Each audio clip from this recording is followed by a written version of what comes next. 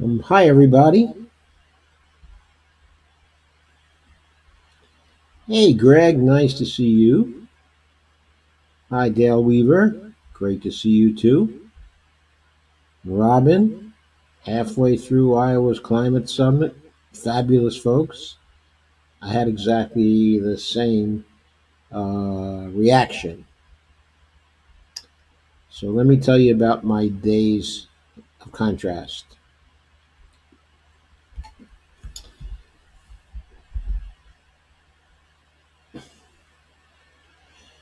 First of all, what I noticed was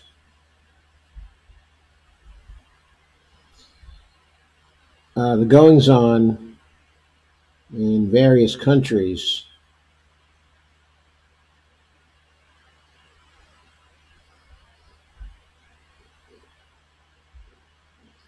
Okay. And most of the goings on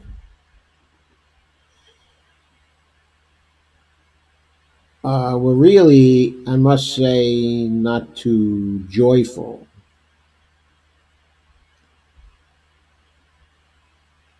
Let's look at some articles to make things more clear.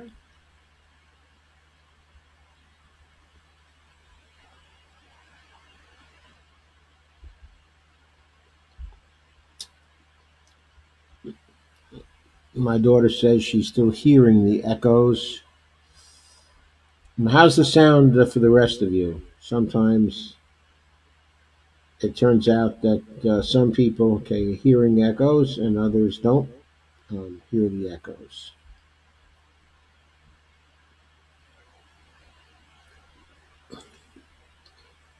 I've been pretty careful today about trying to get rid of them. I was pretty confident I wouldn't have any. But you're in a much better position to tell me. So Devora sent a note saying that she wonders if there's a protocol to get rid of the echoes. Well, I think there is. I thought I was going through that protocol, and I thought that I'd gotten rid of the echoes. Oh, Robin says that she's having some echoes. Okay, let me see what I can do. Maybe my settings got a little distorted unbeknownst to me. How's that? Is that an improvement?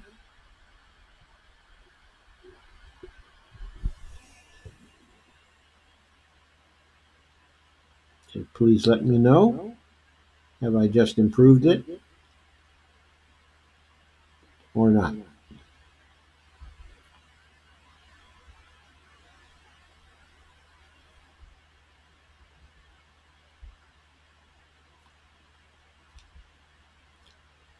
How about that? Does that improve it? Please let me know.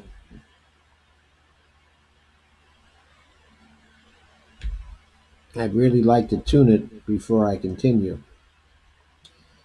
So please give me some feedback.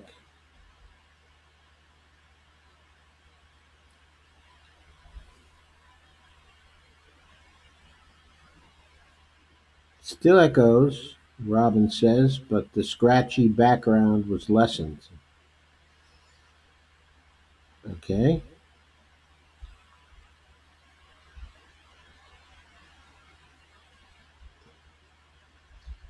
Is that a further improvement?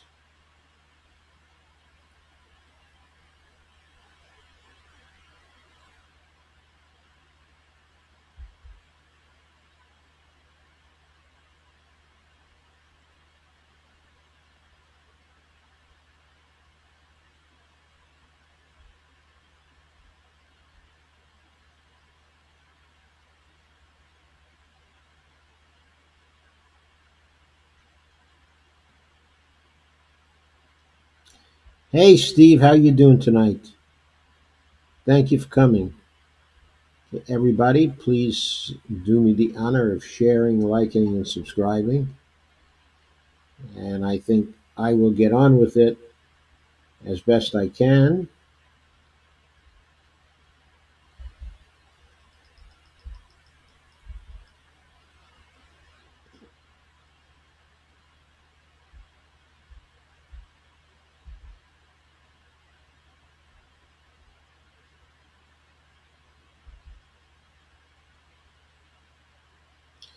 One piece of really glad news today was that Lula da Silva, the former Brazilian president, and someone who perhaps would be the Brazilian president now, except for some very fraudulent activities in Brazil, that swung the election to Bolsonaro, who currently is running the country. But anyway, the former president, Luiz Ignacio Lula da Silva, was freed from prison Friday after a year and a half behind bars due to a politically motivated prosecution that it's quite clear now entirely framed him.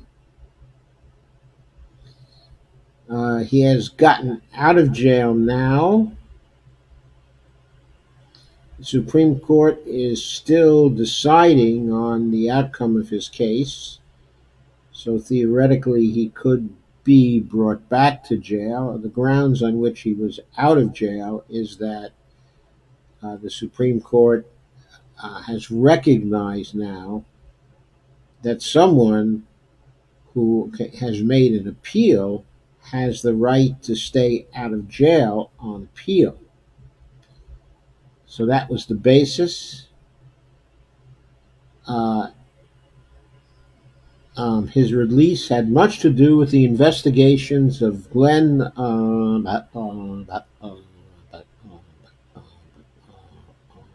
Greenwald, who worked very, very hard and did some undercover things to find out how the framing of Lula da Silva took place.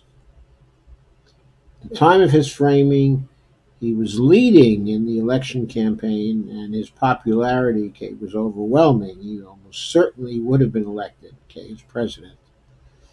But the framing forced him out of the race,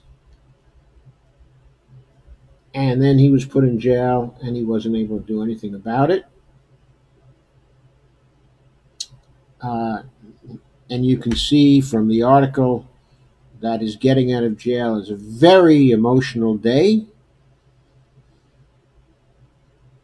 for those who are strong supporters of his, including writer Naomi Klein, as well as Greenwald. And Klein, of course, is a compatriot and supporter of Alexandria Ocasio-Cortez and Bernie Sanders, who, for his part, was also a supporter of Lula. The only presidential candidate to support Lula and to decry what had happened in Brazil.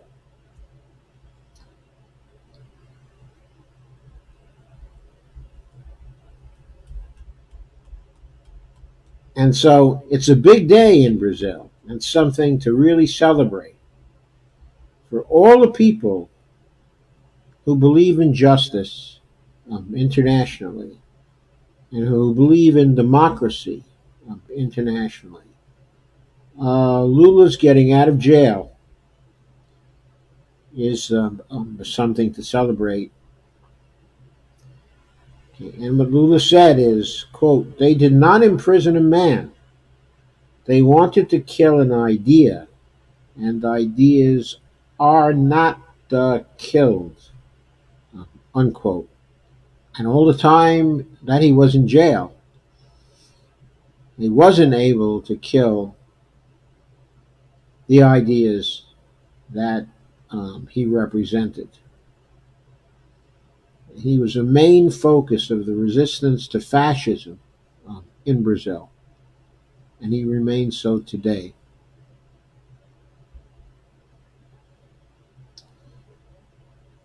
So more contrasts. More contrasts. While this has been happening over some period of time now,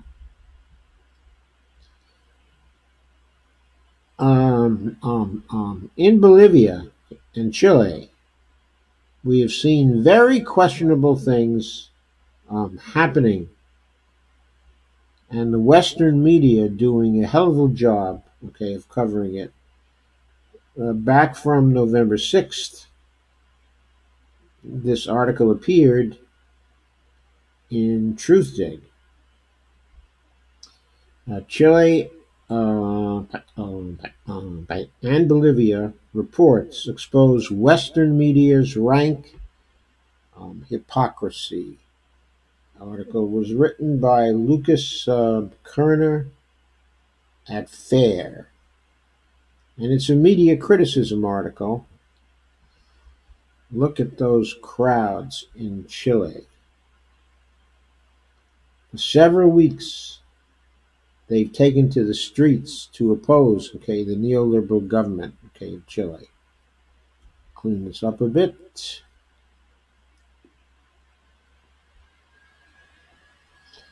It's been 3 weeks that there's been a rebellion in the streets in Chile. Now, the oligarchy, okay, in Chile, run by President Sebastian Piñera and his generals, have effectively decreed the oligarch dominated democracy out of existence by sending soldiers into the streets to kill, maim, and torture their own people. And for the most part, the Western corporate media persists unabated. On October 25th, there was a 1.2 million person march in Santiago. That is, I believe, more than 3.5% of the population, okay, of Chile, which is not at all a very huge country in population.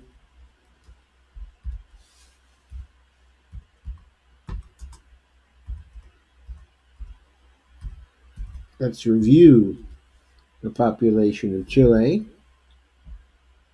in 2019, the estimated population of Chile in 2019. 19,009,808 as of Thursday, November 7th. And according to UN data, the population is estimated at 18,952,000. That means 1/19 of the population, more than 1/19 of the population, probably about 1/18 of the population, was out there on the streets. That's roughly 6%, off the top of my head, of the population of the country. Now, it's often said that to overturn a regime, you have to get roughly 3.5% of the population out on the streets. But in Chile, the amount of people to get out in the streets greatly exceeded the 3% that are supposed to be necessary. But in spite of this extremely strong demonstration of popular protest, the Western corporate media has largely blacked out what has been happening in Chile, so very few people know about it. This is the largest demonstration in Chile since the end of the dictatorship. I believe the end of the dictatorship was in 1988 or 89, if I recall correctly. This has forced some outlets to begin to acknowledge state violence. But corporate journalists continue to largely overlook the Piñera government's atrocities. They're mounting atrocities.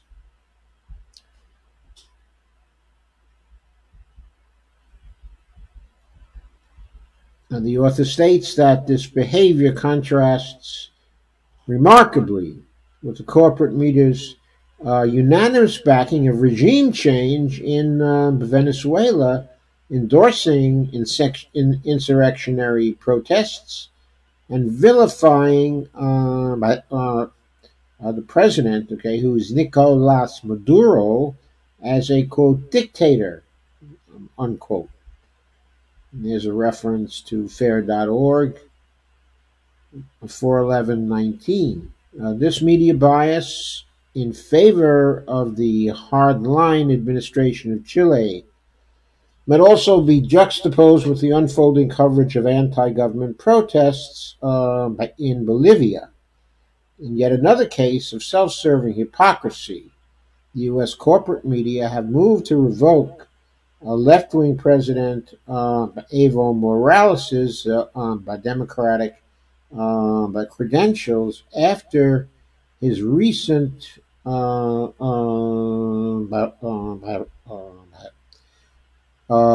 re-election that he just won in Bolivia.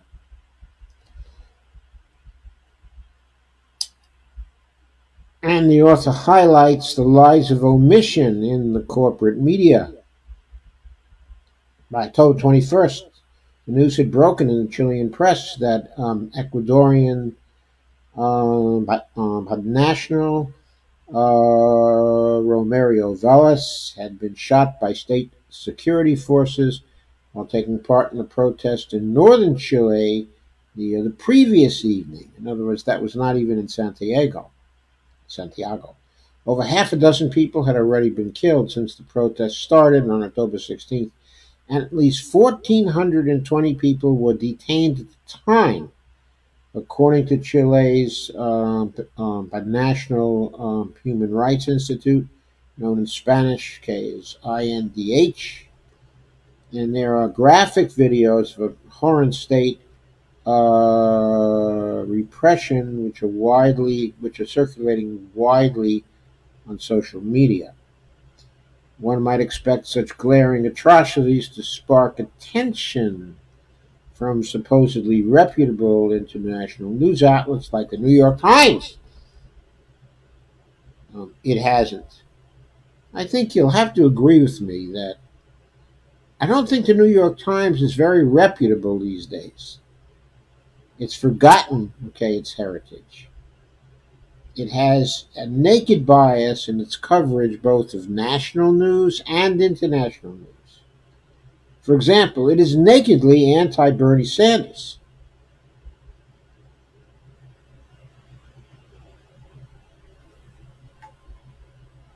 And pro-establishment, at this time.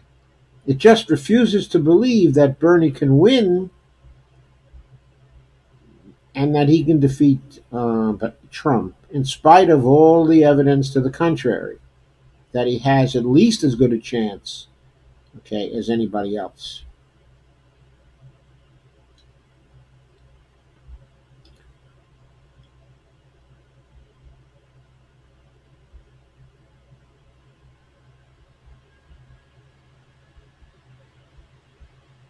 Its coverage of Chile talks of Chile as if it's one of Latin America's most prosperous and politically stable countries, is being rocked by protest and looting amid in the middle of a reckoning over inequality.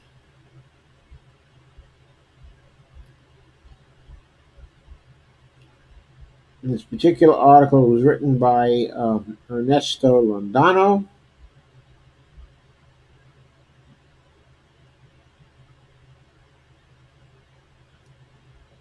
It was picked up by Truthdig.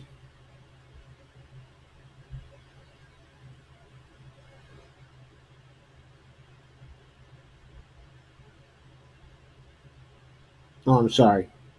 The Times article was written by Londano. What you don't need to know about the Chilean unrest, according to the New York Times, is how Chile's government has violated human rights to suppress it.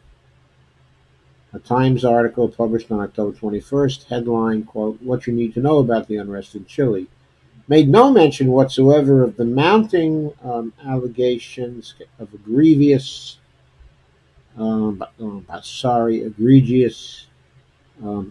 human rights violations. The article's author, Times Southern Cone chief Ernesto Londoño, was quite busy that evening tweeting about anti-government protests, not in Chile, but in a government he does not technically cover, whose protests have yet to cause any reported deaths. And the U.S.-backed opposition in Bolivia. Has anybody ever asked what right the U.S. has to go into other nations and to back the opposition in those particular nations? Why are we backing the government in Chile, but the opposition in Bolivia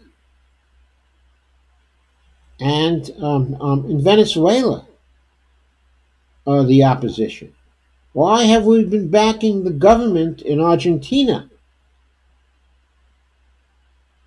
and not the opposition in Argentina? I'm sorry, in Brazil. But in Argentina, it applies too. We haven't been backing the opposition in Argentina, which just has appeared to win a victory in Argentina, but we were backing the neoliberal government. What right have we to do this? What right have we to meddle in the internal politics of other nations in such a wholesale fashion? Why are we trying to control everything that happens in Latin America? Trump, just about a week ago, has made an offer to the president of Mexico to send our troops into Mexico to take care of the gangs. We were never asked to help them in Mexico.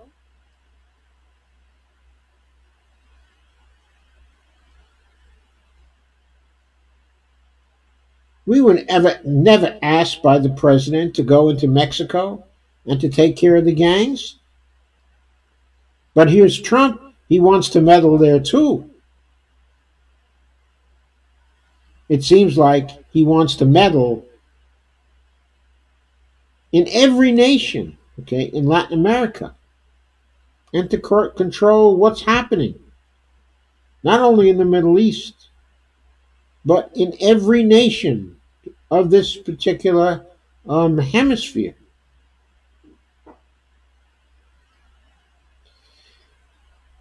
Anyway, in Bolivia, the opposition we're backing has just taken to the streets, crying fraud after the October 20th presidential elections that saw Morales win by the necessary 10-point margin, but to avoid a runoff.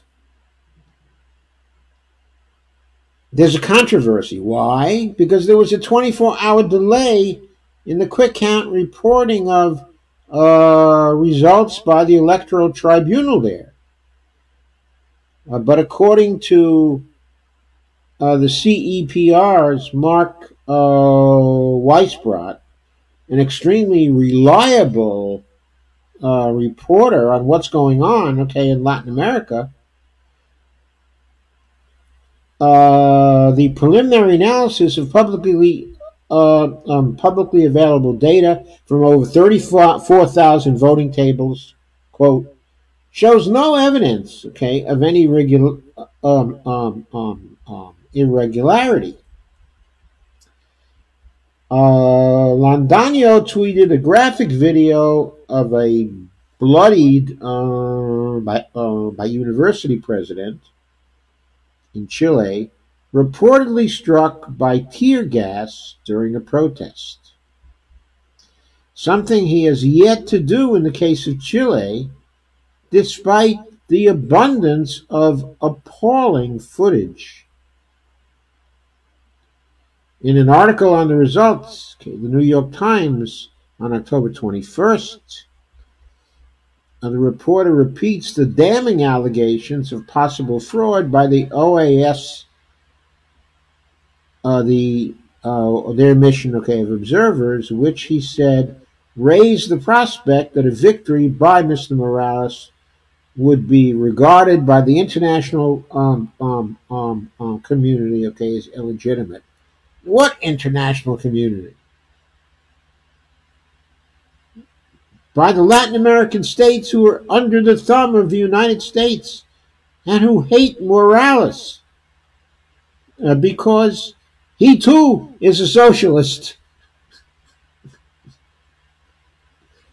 And the interest of the United States, evidently, is only in supporting the neoliberals that want to run the nations of Latin America with an oligarchy. Landano failed to report or to note that the OAS has presented no hard evidence, statistical or otherwise, to justify its, quote, deep concern, unquote, over the supposedly inexplicable, quote unquote, reversal in the preliminary results that have given the needed edge to Morales. Nor did he make any mention of the OAS's ignominious track record of very politicized electoral interference, or the fact that the regional body is currently headed by a conspiracy theorist who has claimed in CIA fashion that Venezuela and Cuba are fomenting mass anti-liberal protests in Ecuador, Chile, and Colombia. Notwithstanding this extremely blatant bias, Evo Morales has authorized the OAS to carry out an audit of the election results, which the opposition has revealingly opted to boycott.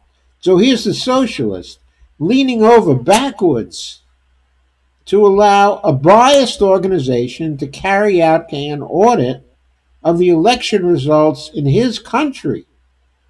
And then the opposition that's been resorting to violence has said that it's not willing to accept the verdict that the OAS is likely to deliver in that case. So who's the guilty party? Who are the people trying to undermine a free and fair election? It's obviously the opposition. The Times reporter crucially omits the fact that the president, that is to say Mr. Morales, has long enjoyed overwhelming support in the countryside, where vote tallies are generally delayed, with rural citizens frequently traveling significant differences to cast their ballots. In fact, of the 106,925 new votes counted in Cochabamba by October 22nd, Evo Morales won by 52.2%, his rivals 35.4%. It's pretty much a landslide from where I sit. Lacking a smoking gun, Landano instead turns to public perceptions to substantiate the fraud allegations. The accusations of fraud created a widespread sense that the president or his allies had worked behind the scenes to rig the vote, unquote, he notes.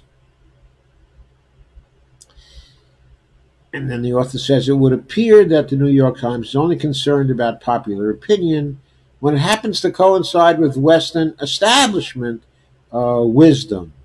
Should have put that in quotes. Landano cited no such, quote, for it says, unquote, in Chilean society that President Sebastian Piñera is a Pinochet-style butcher whom a majority thinks should resign and uh, and calls new elections early. This kind of shoddy reporting is anything but accidental, given that Evo Morales, unlike Sebastian Pinera, is no friend of Washington, as the U.S.'s local allies have repeatedly tried to overthrow Bolivia's indigenous president. Londoño is therefore permitted to slander Morales' democratic record with impunity. Quotes. Critics say Morales has become increasingly authoritarian, accusing him of abusing his influence over the judicial system to intimidate or sideline political rivals, he writes, declining to cite any actual credits in a thinly veiled enunciation of his paper's editorial line. This nakedly biased journalism, demonizing Washington's foes and covering for its clients, is very much par for the course.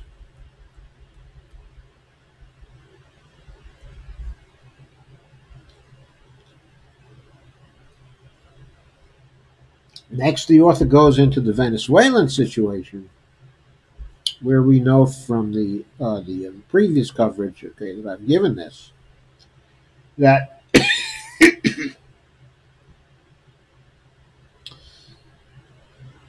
there's been very little evidence that the presidential elections in Venezuela were fixed. Supposedly, an opposition candidate, Henri Falcon, was reportedly threatened with sanctions by Washington for daring to defy the boycott of the elections that was backed by the U.S. On election day, there was an overwhelming victory, actually, before Maduro over a divided opposition whose main parties opted to abstain, to boycott the elections, rather than risk losing to a diminished but still highly mobilized Chavista bloc. The opposition cried fraud, as they had done in virtually every election they lost over the past 2 decades, without actually offering any proof of vote rigging.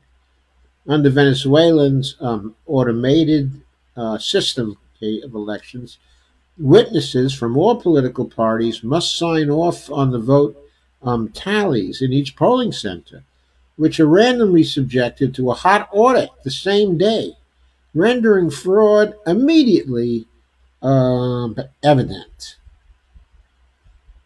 And so that ends that article.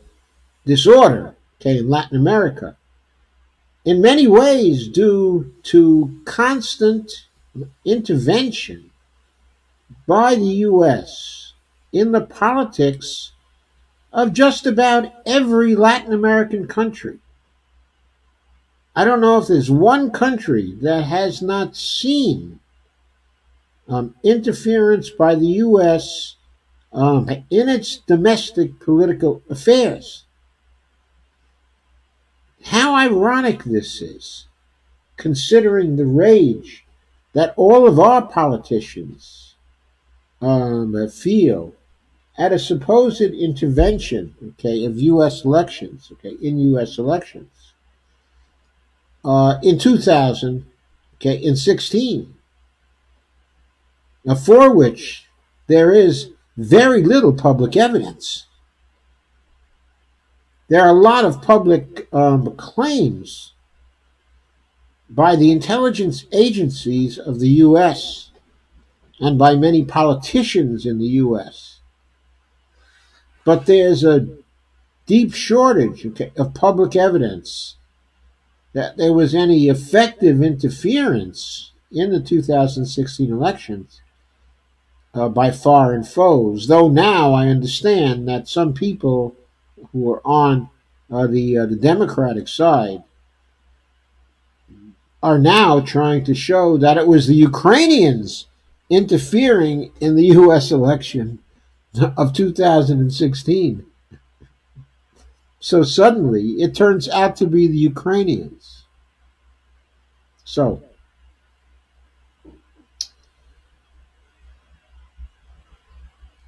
the reason why I call this Days of Contrast is because there's lots, okay, of bad news going on. This is also from November 6th. And this article talks about ending PG&E's reign of terror with a hostile takeover. So PG&E is the California power company, gas and electric company. Pacific Gas and Electric of Northern California. And this is by Greg Palast, who's very famous for his work, okay, in election suppression, okay, and rigging, um, um, voter suppression.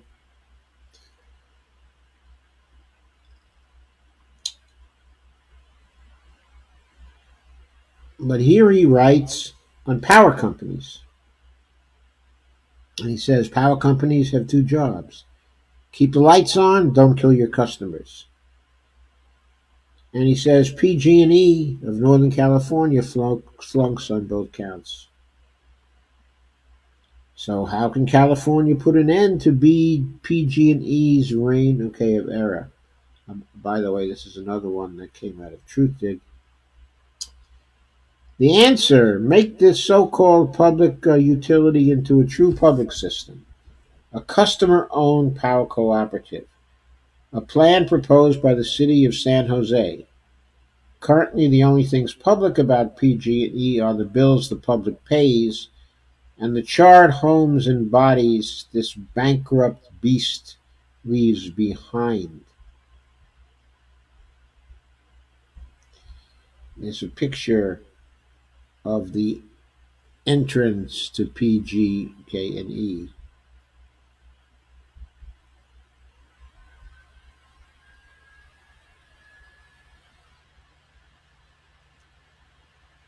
So, how can the public take ownership without actually busting the government coffers? The way Gordon Gekko did it in, quote, Wall Street, unquote, through a hostile takeover bid for PG&E stock, now bouncing on the floor at about $4 per share. Greg points out it's been done before in New York for decades. The Long Island lighting company, Lilco, like PG&E, left millions of its customers in the dark, endangered their safety, and emptied their pockets with monstrously high electric bills. In 1998, the customers seized ownership of the renegade utility at low cost, below its book value.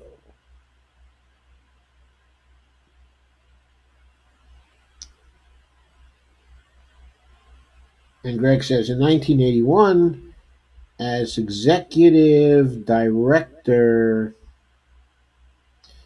of the State Legislature's Science and Technology Commission, I was tasked with drafting a law that would allow customers to buy out the dangerous company cheaply. Our solution was inventive.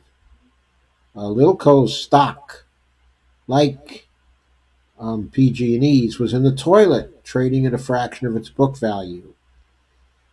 That is, way less than the cost of its lines and equipment. If corporate raiders could take over companies cheap to reap giant profits, why couldn't the state do a hostile takeover to keep the public safe and reduce electric bills?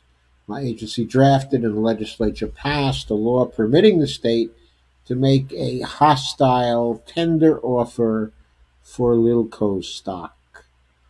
To keep the utilities stock from soaring on the takeover offer, I also drafted civil racketeering RICO charges that were filed by state and local government.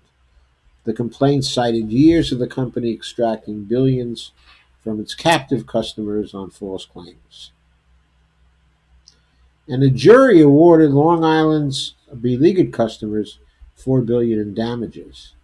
The company, now effectively bankrupted like PG&E, ultimately sold to the state's newly created Long Island Power Authority at a cost below enough to cut power rates and rebuild the system. The result, the new publicly owned system rapidly improved the reliability and safety, boosted green energy programs, also reduced electric bills, and even shut down and dismantled a dangerous nuclear power plant. Likewise, California has a good cause to take legal action against PG&E on behalf of its. Look at one thing.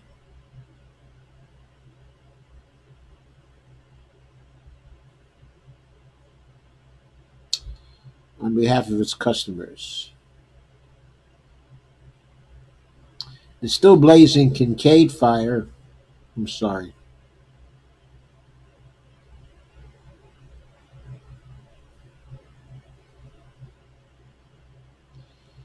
The still blazing Kincaid fire was, the company all but admits, caused by failure on a transmission line.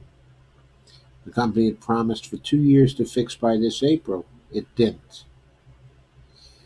Then Greg goes back to what happened in California when they got screwed by Enron that took advantage of the deregulation. It said, in olden days, before deregulation, your local gas and electric company was not allowed to burn down your house, to blow it up, cut off your oxygen tank, and then bill you for it. So what happened? PG&E's transformation from a utility into an academy for accidental arsonists began 30 years ago with Ken Lay, chief executive of Enron. Enron, a criminal enterprise that was actually parading as a power company, convinced California to lead the nation in deregulating its power markets. Neoliberalism run amok, folks. Until then, utilities were dull things, controlled like government agencies, with highly detailed budgets for operations and maintenance that, when approved by regulators, had to be spent on maintenance and operations. If they failed to use the money as promised, the regulators punished the company with a severe hit to profits already tightly capped by law. Then deregulation allowed the utilities to pocket unspent money as an efficiency incentive. In practice, deregulation became decriminalization of skimming on safety and reliability.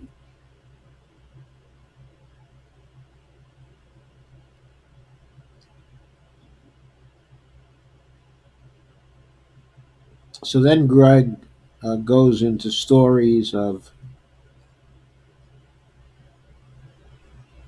people in California who were really tough regulators, once favored by the young governor, Jerry Brown, but decades later, the elderly Governor Brown filled the California Public Utilities Commission, the PUC, with louche industry buddies who were dedicated to defending the company, except when the TV cameras are on. What did PG&E do with the maintenance fund embedded in the bills of its captive customers? While those with lives and homes burnt are obvious victims of PG&E's cost-shaving, devil-may-care operations. All of those who pay the monthly bill deserve their day in court. As we did in New York, the state and local government should file lawsuits on behalf of every customer, and that will justly cut the price of a takeover. The only thing more dangerous than leaving PG in the hands of its current um, uh, owners, the mismanagers, is the proposal to give control of PG&E to the financier known as the Vulture, quote unquote, Paul Elliott Singer, okay, Elliott Management. Yes, he who's been extorting many billions of dollars out, okay, of Argentina for years and years and years. Singer has bought up a hunk of PG&E's debt cheaply, and he's looking to the bankruptcy court to adopt a reorganization plan that would give him a giant payday at ratepayers' expense. Greg Palast says, I've been tracking Singer for BBC television for 12 years. Here's how they operate. In 2009, Singer and his Vulture colleagues bought control of Delphi Corp, which was once General Motors' auto parts division. Singer's team threatened to cut off delivery of parts to GM unless the U.S. Treasury paid him billions of dollars. Obama's auto bailout chief, Steve Ratner, who is a TV pundit now, but very often, and who's highly neoliberal, at that time called the actions of Singer extortion, quote unquote. Obama had no choice but to give in because the parts cutoff would have forced GM's failure, actually the liquidation of GM, costing 500,000 jobs. Singer got his $1 billion payoff. Then Delphi shifted almost every union job overseas. If Singer does a Delphi, quote unquote, on PG&E, investment will be cut to the bone to hike profits. A special concern to Californians is whether PG&E under Singer's management would continue to fund its program to reduce air pollution and greenhouse gas emissions. Singer is the chairman of the Manhattan Institute, the far-right climate change denying think tank behind the fake trope that the Green New Deal would cost $1 trillion and destroy the economy. It is a fake trope because the Green New Deal is going to cost at least $16 trillion, but it's not going to destroy the economy. It's going to make it boom. Democracy is the solution, says Palast. There's an alternative for managing PG&E other than the current busload of befuddled bozos or financial vultures.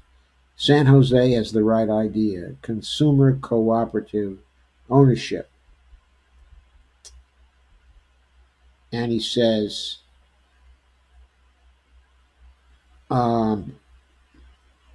that to have electricity socialism is not so radical. There are 900 power co-ops in the United States serving 47 million Americans. And here in Los Angeles, my computer is powered by the city-owned Department of Water and Power, which, while not a stellar enterprise, limits blackouts and tends not to kill its customers because the mayor must personally answer for the DWP's failings. Simply put, democracy keeps the lights on. But to keep the costs low and move quickly, Local and state governments should take advantage of PG&E's bargain basement stock price and a discount on the trading price of its bonds. That, combined with legal action to seek compensation for financially abused ratepayers, should force this unpublic utility into the public's hands at a fair, low price, says Greg Palast, who's a terrific guy, by the way, and a great deal of fun based on his interviews and his articles. So, of course, terrible things going on in California. Amidst those terrible things, we have some contrasts that have been part of my experience for the last couple of days. First, today I went to a town hall held by my congressman, whose name is Jennifer Wexton. And she is the Virginia congressman for the 10th congressional district here.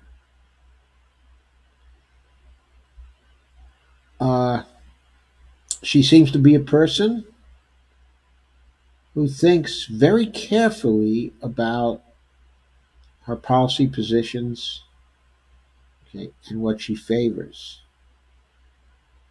And she spent a good deal of time telling us about all of the legislative initiatives she had been a part of, including some very promising ones, okay, in the House. She took a strong stand on impeachment, calling it her constitutional duty to take part in it when she received some criticism on the score, okay, or at least a difference of opinion. She was very measured, okay, in her pronouncements. One certainly got the impression that she was trying to legislate on behalf of the public and be a very good congressman in her first term. She's a freshman congresswoman, okay, having beaten Barbara Comstock in the elections of 2018. She came out of the state machine here. Uh, I'd say the machine was probably started by Mark Warner and held in place by Tim Kaine, okay, and by Northam, and by a number of other politicians who have joined in here in the renaissance, okay, of the politics of the Democratic Party in this particular state. Now, one of the things that just happened is that for the first time in a long time, okay, the Democratic Party had a trifecta in this state. It has the governorship, it controls the Virginia House of Delegates, and also the state Senate. So it now has control of the state government. The two senators, okay, are Democrats, Tim Kaine, okay, and Mark Warner, as you know. And there are now more congressmen who are Democratic in the state as well, in spite of the gerrymandering. In the election of 2018, a number of Congress people were elected. They were mostly centrists, however, and they were in some way or another connected to either government contracting or two intelligence agencies. But nevertheless, they pushed out Republican conservatives and improved the general cast of the congressional delegation here. And so Jennifer Wexton was one of those who came in. And on many things having to do with good government, she seems to be pretty progressive. However, as we listen to her recount what she was trying to do and what she favored and what had gone on, one had the distinct impression that she was pretty much following Nancy Pelosi right down the line, and that her politics were very centrist. Now, one reason why I went to this particular town hall was that I was contacted by the NNU, who asked me to go to the town hall, okay, and be part, okay, of an NNU group that would explore the views of our congressperson on Medicare for All, because she hasn't co-sponsored the Jayapal bill in the House, HR 1384. And in spite of the fact that she claims to be strong in the area of climate change, okay, and the environment, she doesn't seem to have signed on to the Green New Deal either. And so, anyway, to go back to the NNU, okay, I went there expecting to make contact with other people that were mobilized by the NNU to go there. And so I listened, okay, to my congressman. And I came to the observations that I just gave you about what she was like and what she favored. I don't think I've said that she seems like a personality that's extremely likable. That I think I said she seems like a very careful person who studies things in a careful way and thinks fairly deeply. Okay? But nevertheless, when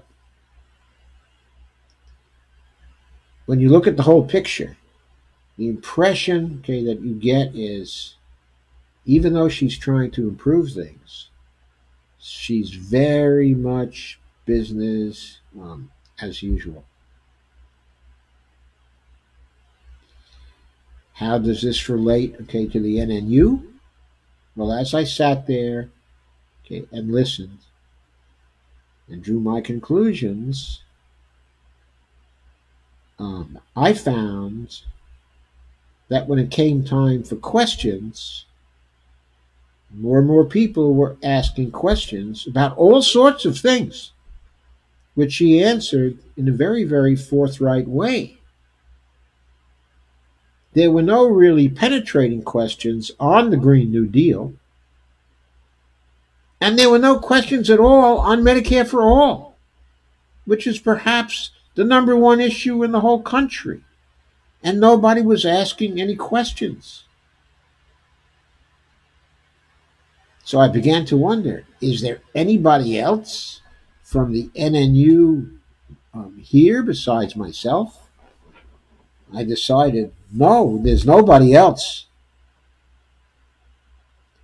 So I better ask the question about why she's not a co-sponsor, okay, of Medicare for All. And so I went up, I got my turn, okay, at the mic, and I asked her that particular question. And she said, well, I'm not for Medicare for all, okay, because I don't want to do things all at once.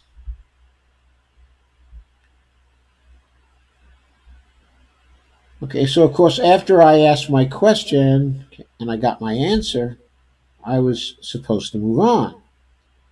In fact, I even given the microphone back. But I didn't move on. Instead, I said, in a voice that was loud enough to hear, to be heard, okay, I said, but this is not a one-off that's going to happen immediately.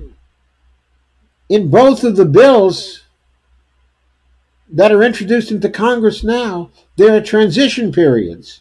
Okay, the Jayapal bill has a 2-year transition, and Bernie Sanders' Senate bill has a 4-year transition. So it's not a one-off. The companies don't have to go away immediately. Then I pointed out, and I also want you to know the following. You talked earlier today about seniors having hardships, not being able to pay for pharmaceuticals, not having enough money to live on. So I said, so I want to tell you right now that for me and my wife, the Sanders Medicare for All bill is going to save our family $7,000 that we won't have to pay out of our Social Security income.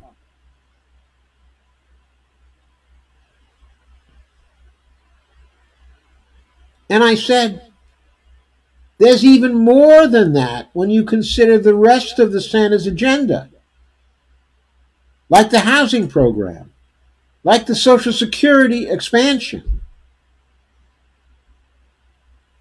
And so I said, why aren't you for these things?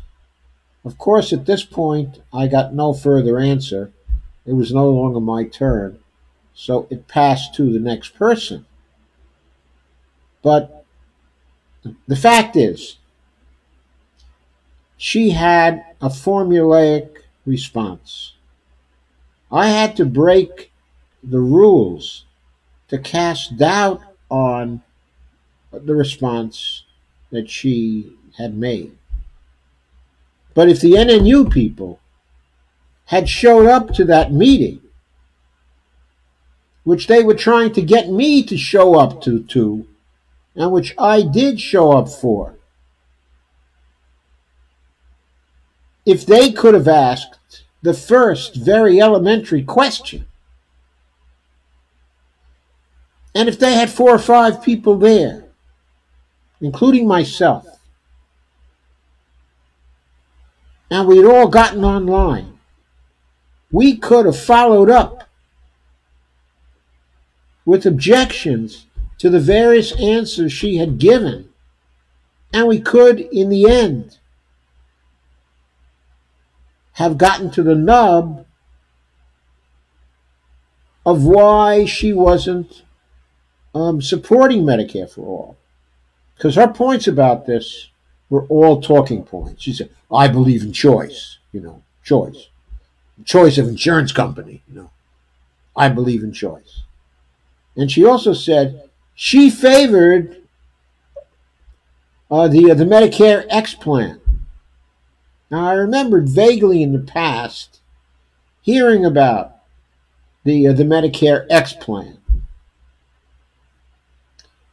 So, I mean, there are so many Medicares for this and Medicare for that and Medicare for the other that I did not immediately recognize the Medicare X plan. But when I got home, I looked it up, of course, and immediately that was the plan favored by Michael Bennet and none other than Tim Kaine. And of course, Mark Warner, also Tim Kaine, and Ralph Northam. These people are all together in the state and form the heart of the machine that brought Jennifer Wexton into politics and up through the ranks into her current position as the congressperson for the Virginia 10th. So, of course, she would support a reform plan. That is to say, a public option plan, which is very unlikely to bend the cost curve,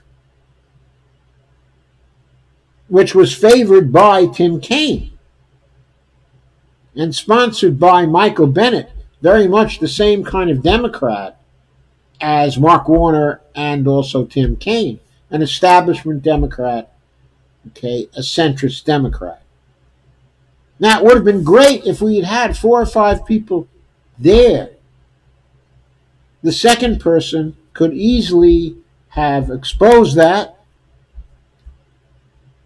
and the second person, sorry about that, the second person could also have made certain uncomfortable things very, very clear to the people in that particular town hall. For example, they could have talked about the 500,000 bankruptcies every year, the mortgage foreclosures every year, the divorces every year, the fatalities every year that have occurred because Medicare for All was never passed, and because we've always dicked around with ideas like the public option.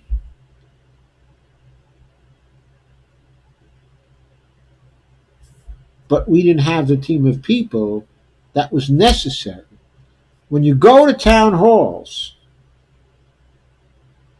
and you're there to impress upon a congressperson the seriousness and the commitment and the validity of your views, you need a team of people, because in that kind of environment, one person cannot do it without looking unruly and silly and breaking the rules and coming out seeming like an extremist and not a person of reason and civility. It's very easy for the congressperson running the town halls to put a person in that kind of light. Now, I didn't push it so far that I was put into that kind of light, but there were a couple of people there who had views that were very extreme and very unsavory, and I totally disagreed, with their views. But they would have been pursued far more effectively if they had a team of people there too. So the basic point is, if you want to be successful in a town hall against a congressperson, you have to come in with a team of people. If you just want to listen to what the congressman is doing, that's another story. And there was value in going, and watching her, because all of the positive things about her and all of the good initiatives that she was trying to accomplish. And so that was very good for Barney and I to do. But where the contrast actually comes in is what Jennifer Wexton was doing, what she is doing in Congress, is she is playing small ball Small ball. She is being a very good little Jennifer playing within the present system. She is not there to reform the system in ways that will make a real difference to people. She is not there to stop the fatalities caused by lack of insurance, to stop the divorces and the bankruptcies and the mortgage foreclosures caused by lack of health insurance or underinsurance. She is not there to implement a Green New Deal, which will save the lives, okay, of all of us because of what it does over the next 10 years. She is there to marginally improve our situation and nip around the edges, okay, of problems. And nowhere was this more clear. Nowhere was it more clear than when, as we did when we came home, we immediately begin to watch the coverage of what is going on, okay, in Iowa. Actually, we saw this coverage last night, okay, I believe, for the first time, but there was an article in Common Dreams about it, okay, today, and many of you have probably seen this. Ocasio-Cortez and Bernie Sanders draw largest Iowa crowd, okay, of the Democratic primary so far, with call for solidarity over unity. This article was written by Julia Kahn, staff writer at Common Dreams. That was the largest rally of any candidate so far in the key state, okay, of Iowa on Friday night.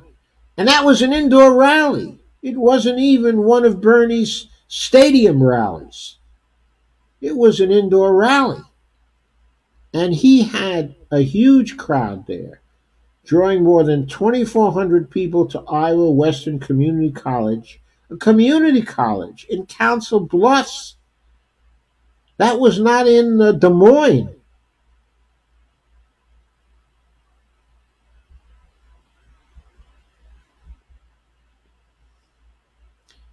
That was not at the University of Iowa, okay, or Iowa State. That was in Western Community College in Council Bluffs. The largest crowd to date.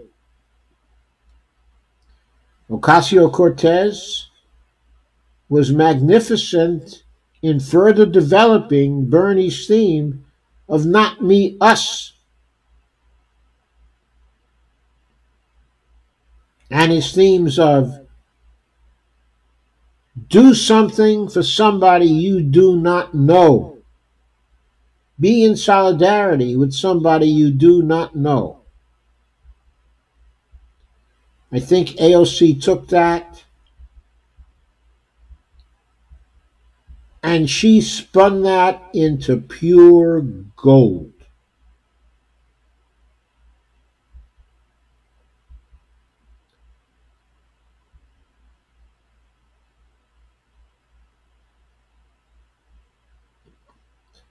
Iowa, you were the first in the nation, baby, she added. You need to set the tone.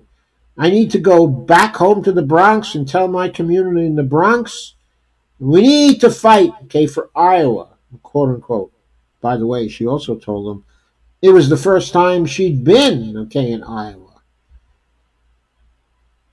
And that she was so impressed with their welcoming attitude, and she was evidently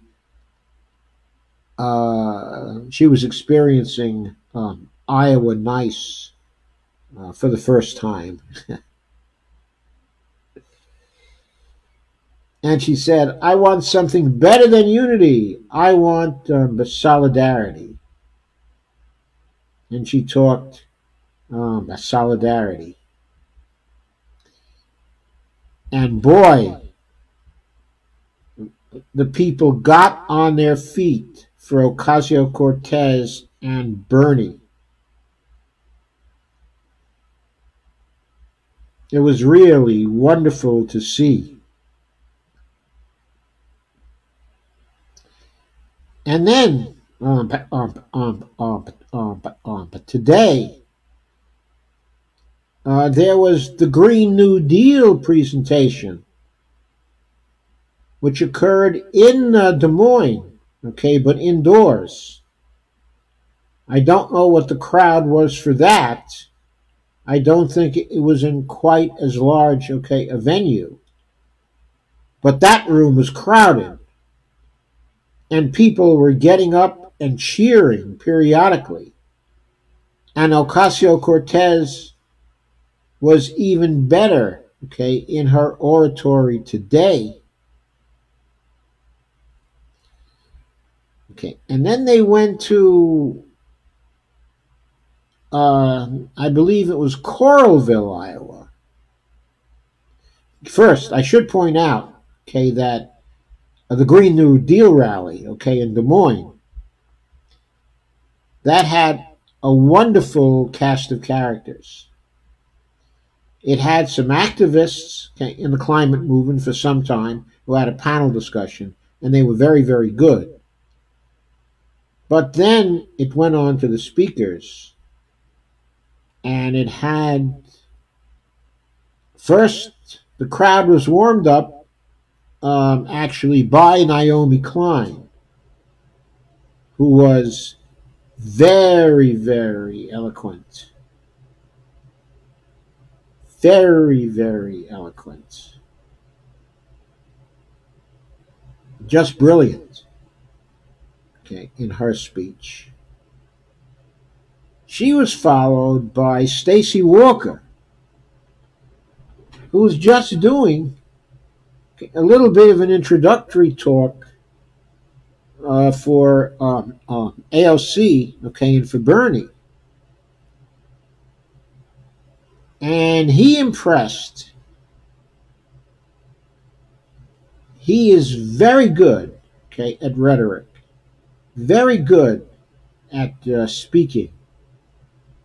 He has a bright future ahead of him because he is really cogent and a really wonderful speaker.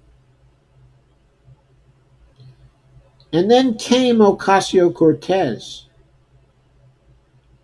and she was even better than she had been in Council Bluffs. She had honed her themes, and she did very, very well. And the intensity of the affection for AOC and Bernie Sanders was really palpable there. And unfortunately, to go on here tonight, I had to leave the Bernie speech in Coralville. But I did see Ocasio-Cortez's speech there.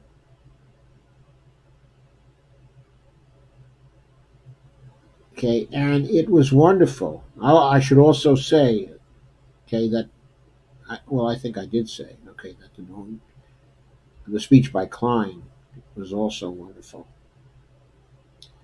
So, I'm coming back.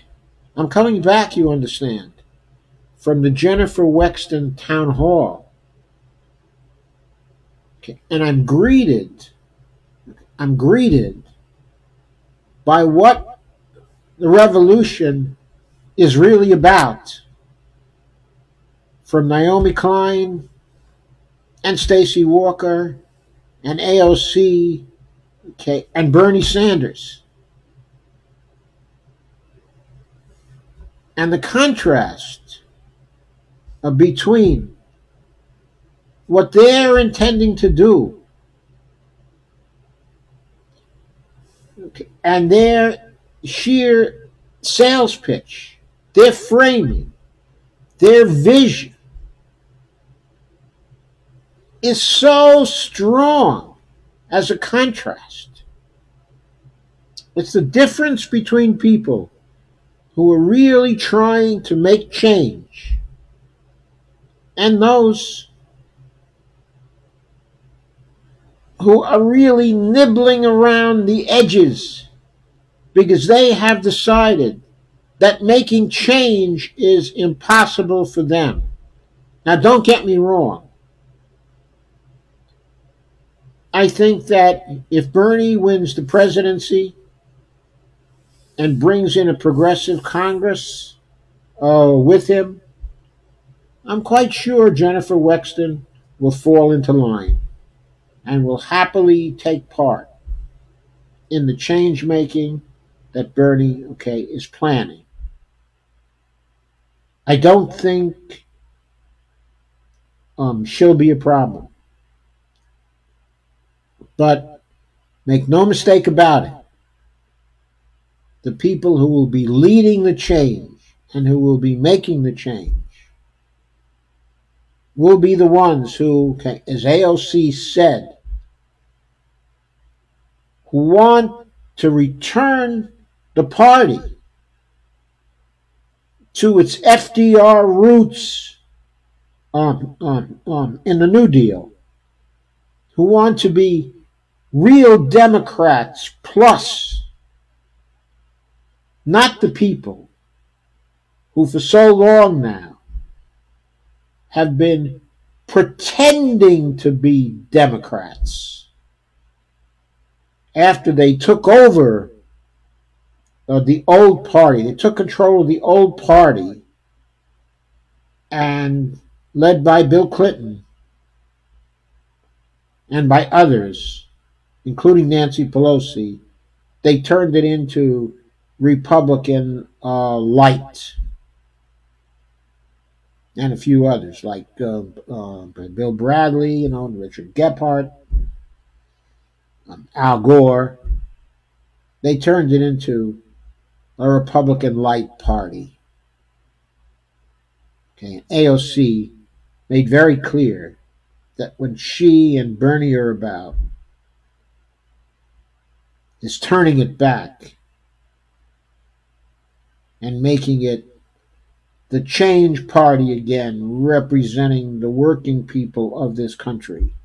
And not only that, but representing a party that is willing to do the things that is necessary to save our lives.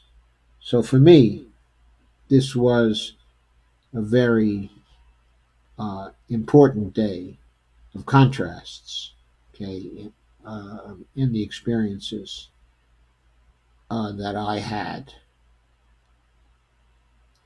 I heard some very cool and comfortable speech making in the presentation, okay, of Jennifer Wexton.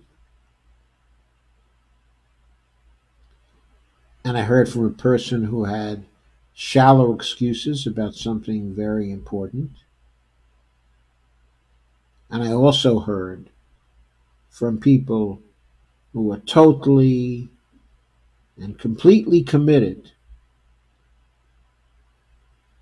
to the great work of change that we so desperately need now in the United States. And keeping in mind the PG&E situation and the Greg Palast article, okay, I want to very briefly touch on one more article, and that is an article that appeared, okay, in Jacobin, and the name of the article is, okay, it appeared actually on November 4th. Title of it, okay, is Nationalization is as American as Apple Pie, and it was by Thomas Hanna. And he says in December 2008, let me get the extraneous matter out of here, a month before the end of his presidency and with the smoldering embers of the world economy strewn around him, George W. Bush sat down for an interview with Fox News's Brett Baer. I don't know if it's Bear or Bayer. I don't know how he pronounces it. Struggling to justify the massive economic interventions his administration had just engineered, Bush put his cards on the table. Quote, "I'm a free market guy," he explained. Quote again, "but I'm not going to let this economy crater in order to preserve the free market system," unquote. In a matter of months, decades worth of carefully constructed neoliberal narratives around the feebleness, ineffectiveness, and impropriety of government involvement in the economy came crashing down as first the Bush and then the Obama administrations took decisive action to stop the crisis and resuscitate the economic system. But only resuscitated so far, by the way, so that it was very, very good for the rest, for the rich, and still very tough, okay, for the rest of us. They pumped hundreds of billions of public dollars into the major financial companies, created trillions in new money, and in some cases took control of the private and quasi-private corporations. I have a correction. They pumped trillions of dollars of new money into the banks, into the large commercial banks, in order to give them more than $30 trillion of credit until they could get on their feet again and were solvent enough to sustain themselves. And not that solvent anyway, because as we're seeing today, they're beginning to have serious problems, serious liquidity problems again, where the Fed is once again turning to quantitative easing. Not in the same quantities, okay, of last time.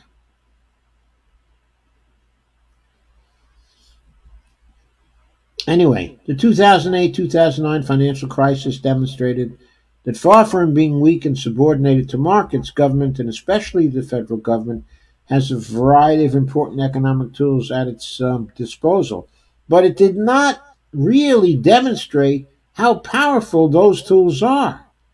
For example, if the Congress is willing,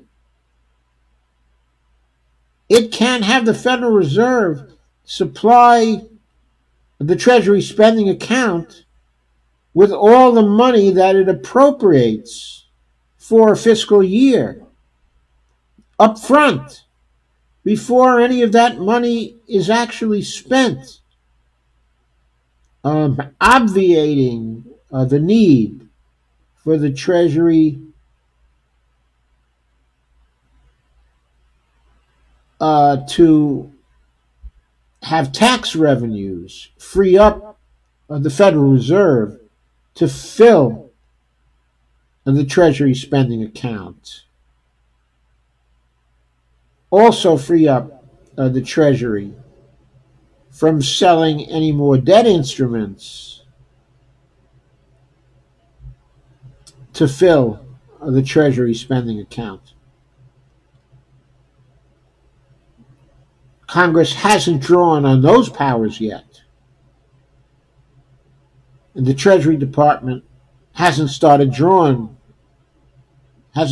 draw on its powers to mint platinum coins and use platinum coin seigniorage to fill the Treasury spending account in order to spend the appropriations of the Congress.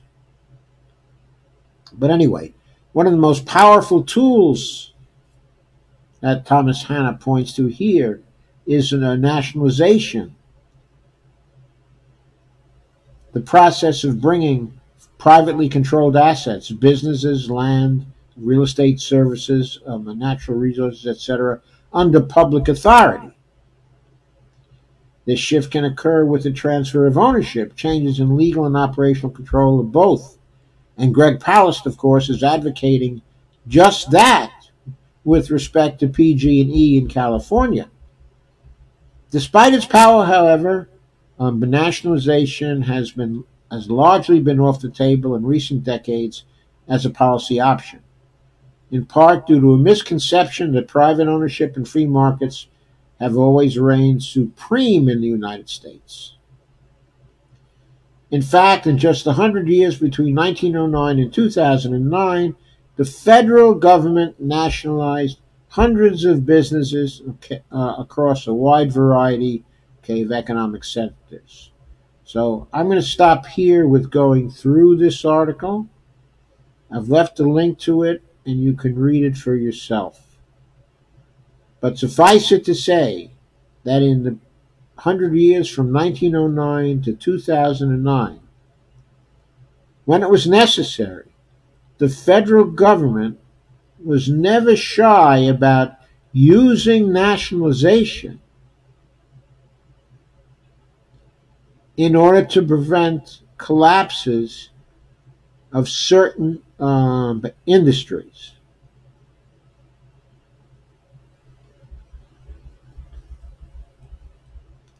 It can use nationalization again. It should use it again.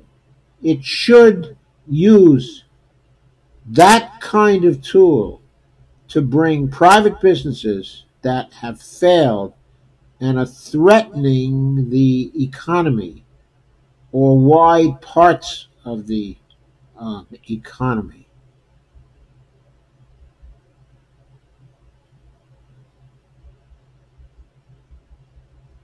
So there it is. So I urge you to read this article because of the history presented here, nationalization is as American as apple pie. And we may have to eat some of that apple pie very soon. And on that note, I want to end my presentation. I will go back to Facebook now.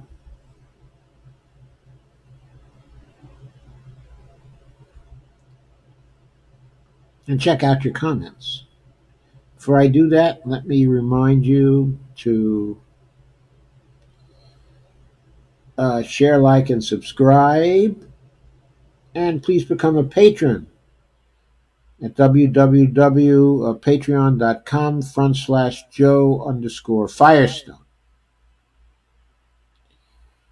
I really need your support.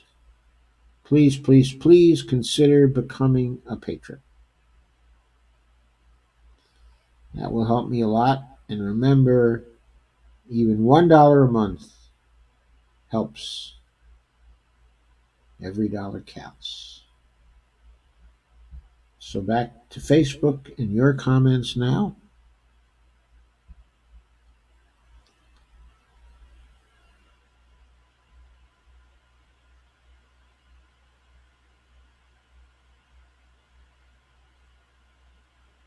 Steve says, can I address the wonderful Shama victory in Seattle? Not this evening, because I've been out for most of the day. I haven't had a chance to hear about it. But I, of course, will be very thrilled with her victory over Amazon and over all the money that was spent against her. They threw $1.4 million into that race. Robin says, I tweet to the corporate network, news media, these articles, they won't share with us. You've got to take action. If tweeting is the only thing you can do, then do it. Couldn't agree more. And Robin says, there's nothing wrong with tweeting, by the way. There really isn't anything wrong with tweeting.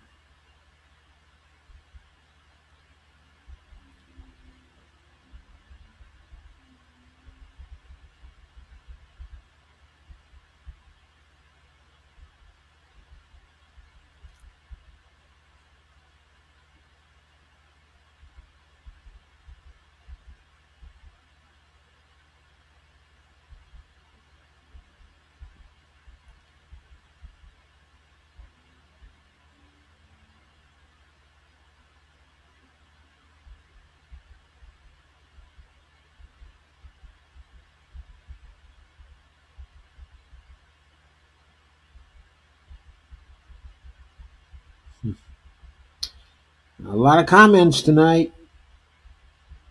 That's good. I love to see comments. I love comments. I agree that tweeting is very important. If you can't do anything else, then tweet. Certainly live stream if you can do that. Robin says Chris Hedges has said it's going to take a real show of unified physical demonstration for our revolution. Yes, I agree. Probably in the end, even if Bernie is successful, okay, and is the president of the United States, to get his measures supported in Congress, we'll probably have to show up in the millions. Now, the good thing about it is that he's going to be sufficiently well organized to help us in getting those millions to come to Washington. And Steve Wolfbrand says, a good day for our movement. Lula released and endorses Bernie. Shama wins in spite, okay, of billionaires' money. That is great. I really didn't know that. That makes me feel so good. I really did not want her voice to be silenced, but I didn't think it would be silenced anyway. I think she probably would have just come back and run for Congress.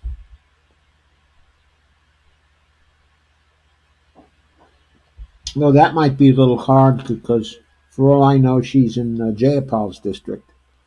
Robin says, what right have we to intervene?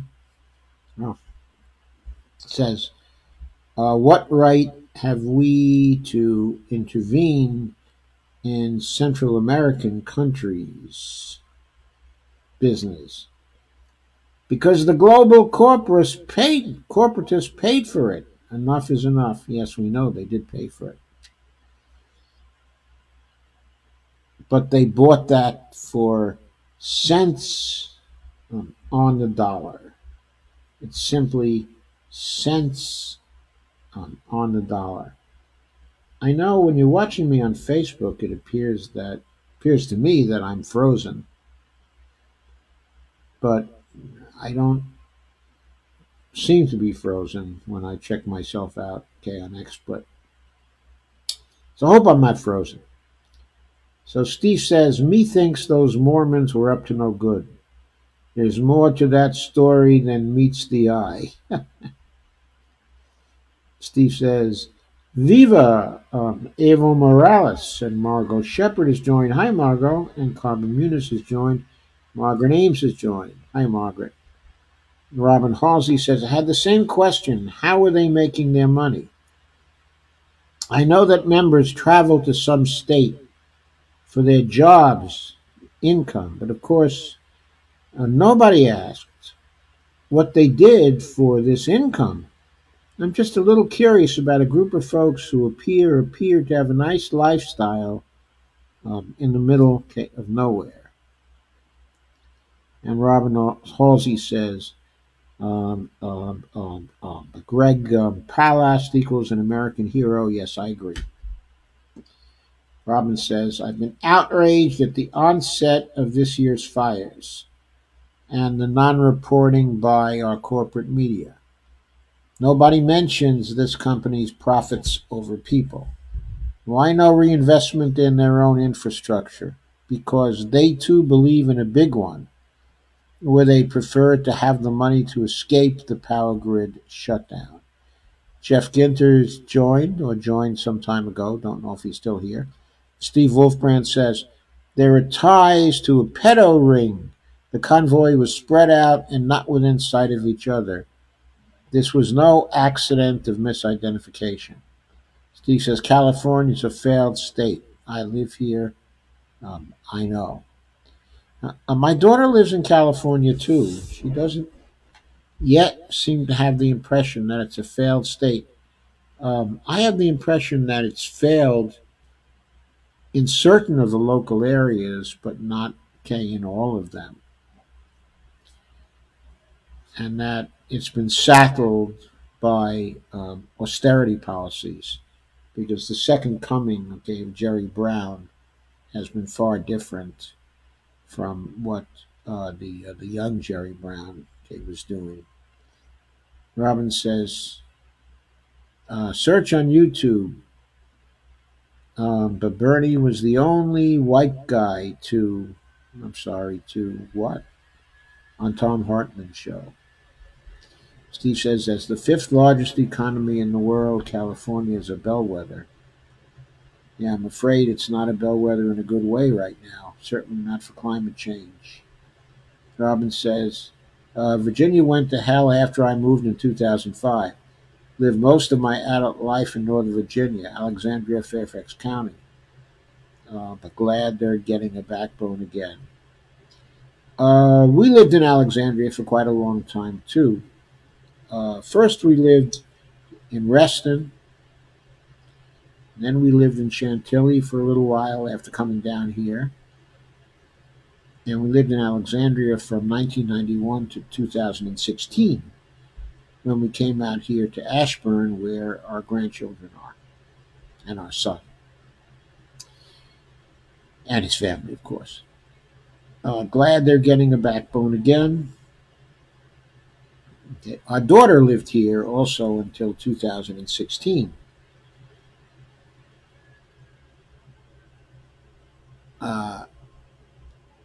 And in 2016, she moved out to Los Angeles. She loves it, okay, in Los Angeles. She usually loves it when it's 90 degrees. She likes the hot weather. And Margot Shepard said, thank you so much for confronting her. Well, I wasn't trying to do it, okay, in a nasty way.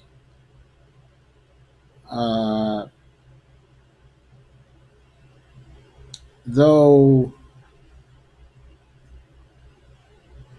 if I had done it, okay, in a nasty way, it would have been possible to color me in a way that I didn't want her to have the ability to do. I'm now free to go back, and this time I will try to go in fully armed. But see, the problem is it's not as simple as networking. You have to go in with people who know what is going on, who know the facts of the various aspects, okay, of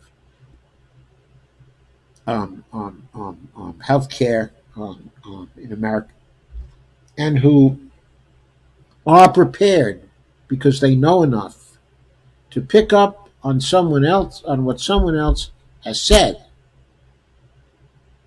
and then to counter the replies to what someone else has said.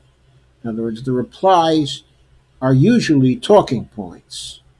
Though I have to say, okay, for Jennifer Wexton, in relation to most of the questions that were asked of her, she did not answer with talking points. She answered in her own voice. It was only when she came to Medicare for All that I had the feeling she was answering with talking points, which turned out to be actually the talking points of the Michael Bennett and Tim Kaine and Mark Warner and that contingent inside the Senate. The establishment contingent inside the Senate. The centrist contingent inside the Senate. Susan Eldridge joined. Robin Halsey rejoined. Robin says, I love Dr. Joe. He needs a camera crew at Town Hall. Let's get him, Joe. And thanks, Robin. Steve said, what a great rally it was indeed. It was a great rally. It was a great rally in Des Moines, okay, tonight too. It looked like it was going to be a heck of a rally in Coralville also. Robin said, solidarity means fight for each other. And she's, AOC, correct. We must fight for each other, not just say we're part of a club. I have to say that I look forward to the day when Ocasio-Cortez can run for the presidency. She is just genuinely charismatic. She is the real deal. And so bright. Yes, I know. She handles the pay for questions very, very well and with an oratorical flourish. She's great at developing the oratorical flourishes. And Susan Eldridge says, AOC is amazing. She says, AOC by 2028.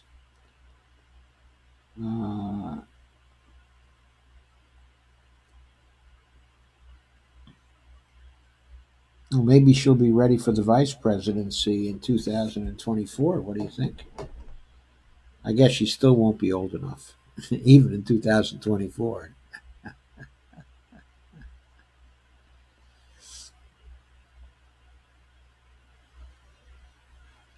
But when she took office in 2025, she might be old enough then, though.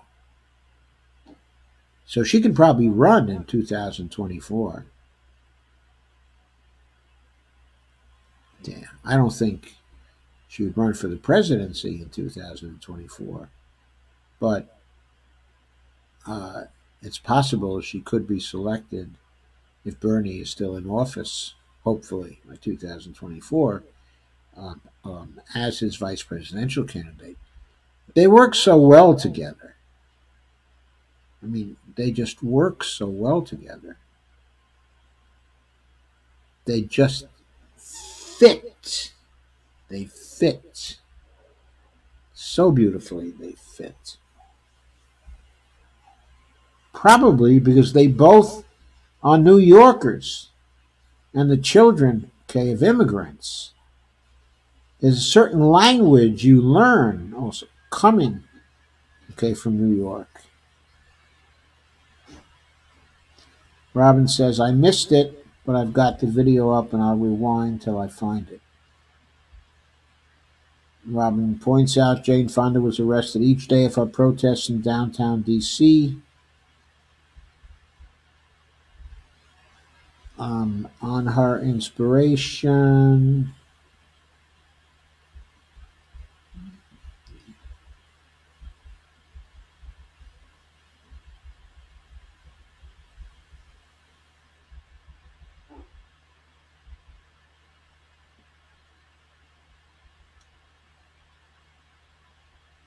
Based on her inspiration by Naomi Klein. I'm not necessarily a JF fan, but hell yeah to her for this protest. Yeah, I'm glad to see she's still in the game. Steve says AOC is evolving into a great orator. I think she is. And Robin Halsey says,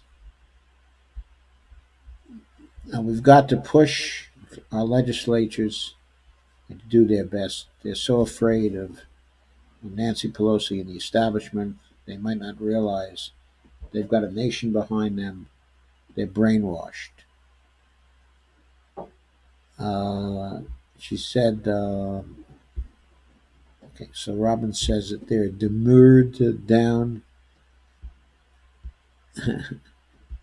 maybe dumbed down, but they've got to get a thicker skin. Yeah, they've got to do what they want. I mean, what they've got to do is make sure this is Nancy Pelosi's last term as Speaker. Get her out of there. Steve says, did you see the adorable pre-debate backstage video of AOC meeting Bernie? No, I did not see that. Where was it? I don't know. I'd love to see that. Could you post a link, please, Steve? Steve says, Avo, Lula, Shama, AOC. It was a good day, as I said. It was a day of contrasts. And it was a day of also the bad news that I pointed to, okay, in Chile, the continued bad news in Chile, okay, and in Venezuela. But there have been some improvements. There have been some great things. As I said, it was a day of contrast. The establishment seems to love MMT for the large banks, but not for progressive causes. Picture's not moving. Yeah, well, this is probably just because I need. Hang on there, folks. I'm just going to refresh my screen a little bit because while looking at our monitors here,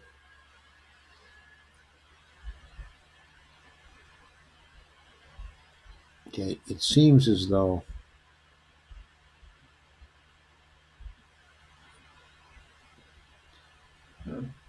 Connect's done it.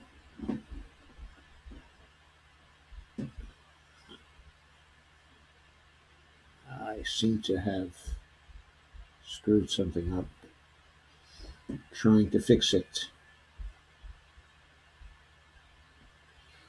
Hope you can still hear me. Hope you can still hear me.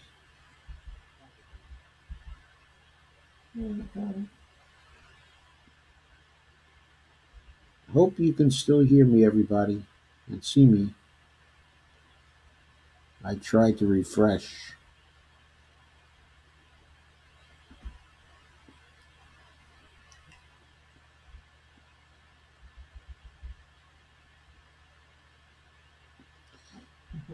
Okay, I see you're still with me.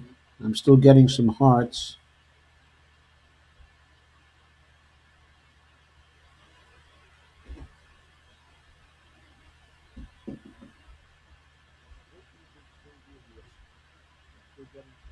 Where was I?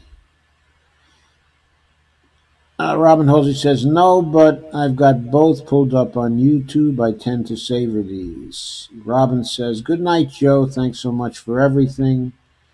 And Steve says, I shared it, Robin. You can find it there.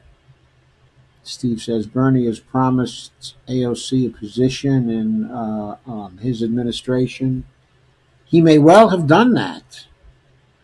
But maybe she won't want to leave the house. But maybe she will. I don't know. Susan says, Warren says she doesn't agree with Bernie that millionaires shouldn't exist. I think Bernie said, okay, that billionaires, okay, should not exist. I don't think he said the same when it comes to millionaires. As you know, Susan, meant to say billionaires. Yes, you did. And Naomi Klein says, and Susan says, that Klein is great. I wish she would learn on MMT. Well, she must have heard about it because I know she's talked to Stephanie about it, for sure. She probably figures she'll learn it when the time comes. What she knows is that the government is not constrained by taxes, by taxing, okay, and borrowing, and Margot Shepard, Susan Eldridge, and Steve Wolfbrand have joined, and Devora has joined. Okay, I'm going to start saying good night, everybody. You're now down to 4 people live, and I'm seeing a slowdown in the comments. Thank you for the sharing that you've done tonight. I've got 74 shares, which is certainly a respectable amount by recent standards, and I certainly appreciate it. So thank you very much. And as Steve Wolfbrand says, good night, beautiful people. Yes, I entirely agree. Good night, beautiful people. I'll see you Monday. I won't be on tomorrow, but I will see you on Monday.